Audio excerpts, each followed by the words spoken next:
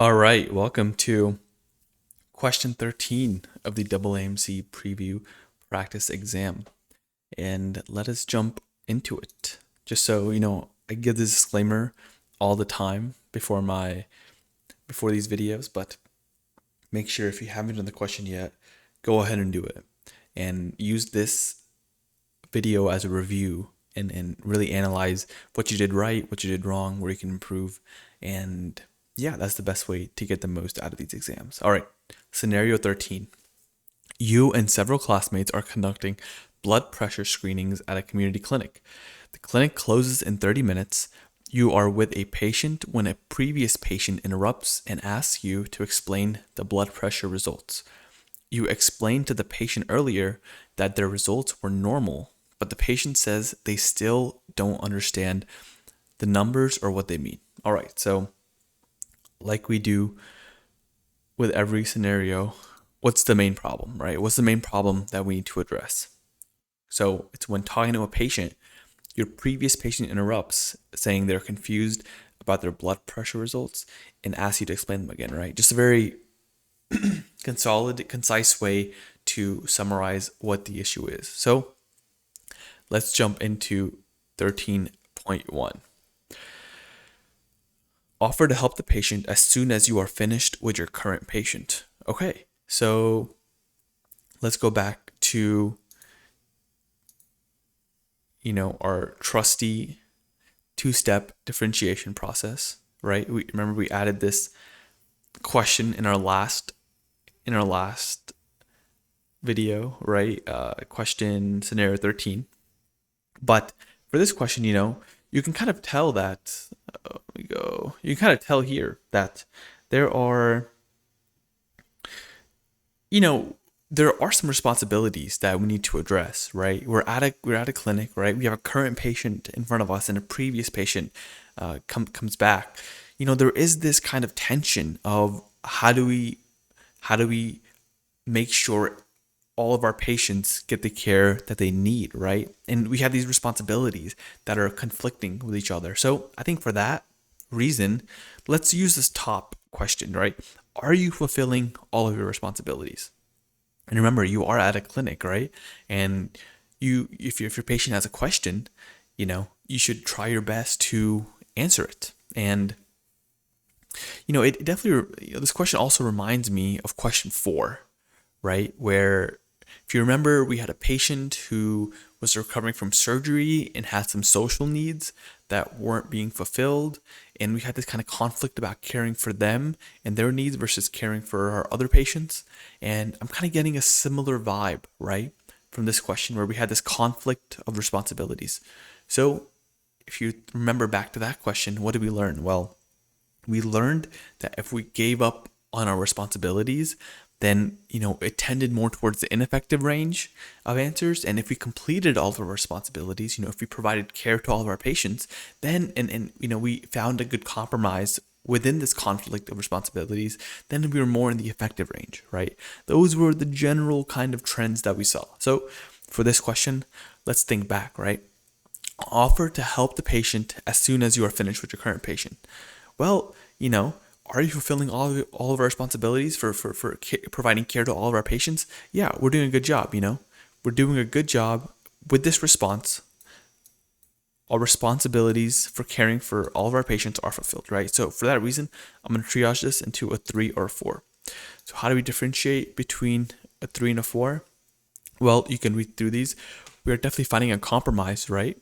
We're finding a compromise. How are we impacting any relevant stakeholders? Well, we're still completing our responsibilities, right? Our current patient is going to be taken care of, and our previous patient is also going to be taken care of, and all of their needs are going to be addressed, right?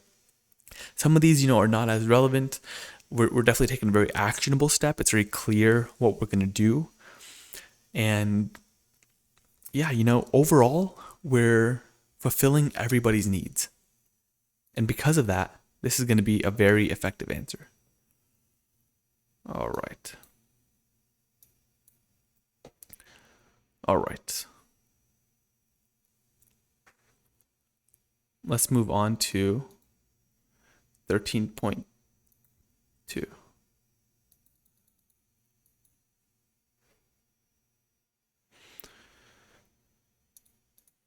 13.2. All right. Tell the patient to find someone else to explain the result to them because you are busy. All right, let's go back. Let's go back to our initial differentiation. This first question, are you fulfilling your responsibilities? Well, we have a responsibility to our previous patient too, right? To explain them their results. That's part of our duty at this clinic. And this answer clearly does not fulfill that responsibility. We're not taking any action to make sure that our patient gets the understanding they need. So this is immediately going to be a 1 or 2 response. All right. How do we differentiate between a 1 or a 2 response? To what extent are you recognizing there's an issue, offering a solution, or relinquishing your responsibility? So, immediately we're not offering a solution, right? We're not figuring out, we're not figuring out a way to have the patient's needs addressed. And we are relinquishing our responsibility for helping our patient understand their blood pressure results, right? We're like, just go and find someone else. I don't have time for this right now. Very much a relinquishing, disengaging response. Any over consequences? Yeah, our patient's not going to have that understanding they need, right? And this is also very dismissive and disrespectful and rude. Yes, yes, and yes. This is going to be a 1 answer for sure, just because it, checks off so many boxes for not addressing the situation and being rude and dismissive. All right.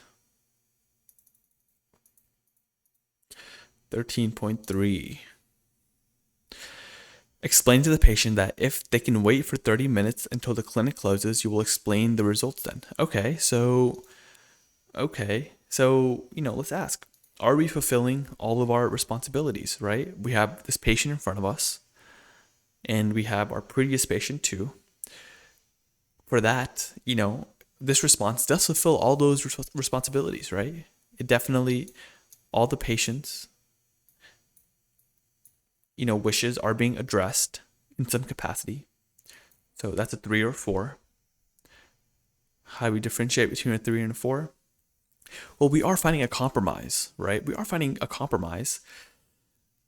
But if we look at all, if we think about how are we addressing all the relevant stakeholders, our current patient, their needs are being addressed, right?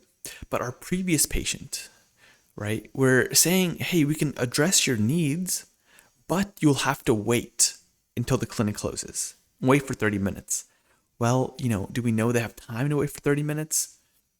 This just all gets back to the difference between a 3 and a 4 response, right? If you remember, the difference between a 3 and a 4 response is that a 3 response could help, but will not significantly improve. The 4 will significantly improve. So it's the probability of improving the situation to a high degree.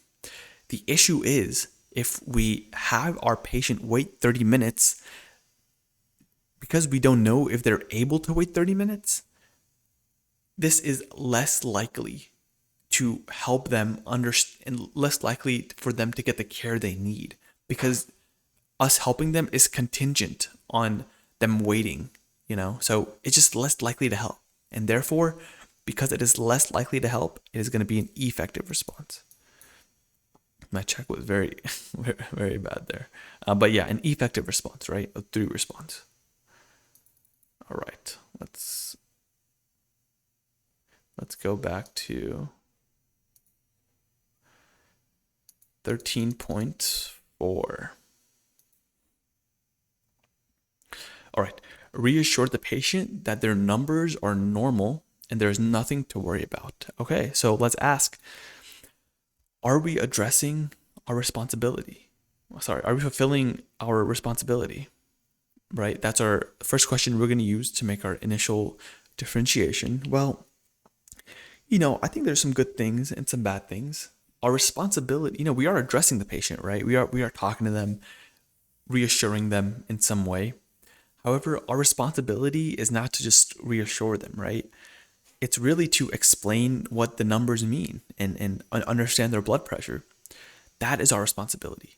And, in some degree, we are reassuring them, but, we're not completely fulfilling our responsibility. I'm going to triage this into a 2 or a 3. It does some good things, but it isn't fully giving them what they asked for and what they need, right? So because of that, 2 or 3. So how do we differentiate between a 2 or a 3? Well, are you taking personal responsibility for solving the problem? Yes, somewhat. We are directly addressing the patient. Are you offering a solution to the main problem? See, this one, we are not doing that, right? The main problem here is that our patient doesn't understand their blood pressure results. And us just reassuring them isn't increasing their understanding of that. So we are not offering a solution to the main problem. How are we impacting relevant stakeholders?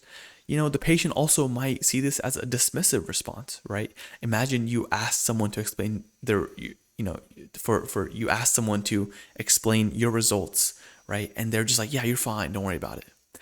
That is an interpretation that, is a bit drastic, but in that vein, you can see how the patient might feel dismissed when you're not answering the question that they asked.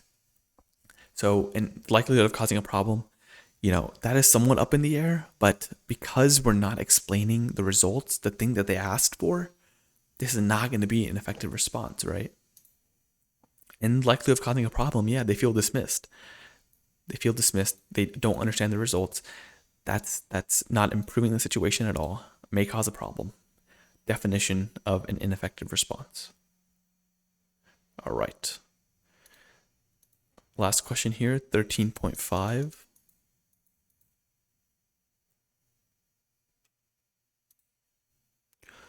All right. Ask an available volunteer if they can discuss the results with the patient. Okay, so let's ask, are we fulfilling all of our responsibilities, right? That's our initial differentiation. Are you fulfilling all of your responsibilities? We are, right? So if we can do this, our patient will be able to talk through the results and understand what their blood pressure numbers mean. So that's going to be a 3 or 4 response, right? This is going to be a 3 or 4 response. This will lead to all of our patients' needs being addressed, which is our responsibility. So how do we differentiate between a 3 and a 4? Now, this is a good compromise, right? But let's look back, and you can definitely read through these. This is a very actionable step, right? I think a critical thing here to look at also is, how are we impacting any relevant stakeholders? Because, hey, we are bringing in another person, right? We are bringing in another volunteer. So let's think about and add them to our analysis of stakeholders. Our current patient, right, will still get the care they need with this response, right? Our other patient, the previous patient, they'll get the care they need, right? And this volunteer. Now, if this was not a volunteer, and we've seen in questions before, right, where we ask another student to take over for us or to help us. And in those responses, we don't know if the student is able to do that without giving them an excessive burden. But in this question, we know that the volunteer is available, right? And that is a really, really key word. We know they're available. So we're not going to be burdening them by asking them to discuss the results with our patient, right? And therefore, all of the stakeholders in this scenario, they're being, their needs are being addressed and they're not being overly burdened. Therefore, we can tell this is going to be a 4 response. If you ever, have any ethical scenario you need to analyze, stakeholder analysis, going through each stakeholder and see how they're impacted, always a really good method. Sometimes more applicable, sometimes not as applicable, but in this situation, I think it was very, very helpful for differentiating, particularly between the 3 and the 4 responses, right? But overall too. That is question 13. Like I said before, please like and subscribe if you can. And yeah, if you have any comments and questions, please leave them below. I'll be more than happy to answer them. Yeah, and I'll see you guys for question 14. All right, have a good day.